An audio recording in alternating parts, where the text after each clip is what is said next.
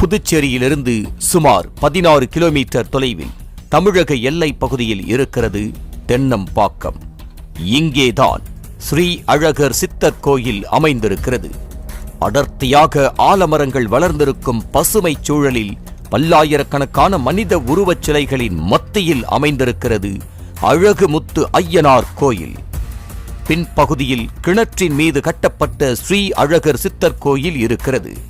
சுமார் 360 ஆண்டுகளுக்கு முன்னர் இந்த கிராமத்திற்கு வந்த அழகர் சித்தர் இப்பகுதி மக்களுக்கு ஏற்பட்ட பல்வேறு நோய்களை குணமாக்கியிருக்கிறார். பின்னர் அந்த கிணற்றிலேயே சமாதி அடைந்து விட்டார். அந்த கிணற்றின் மேலேயே சித்தருக்கு ஓர் எளிய கோயில் கட்டப்பட்டிருக்கிறது.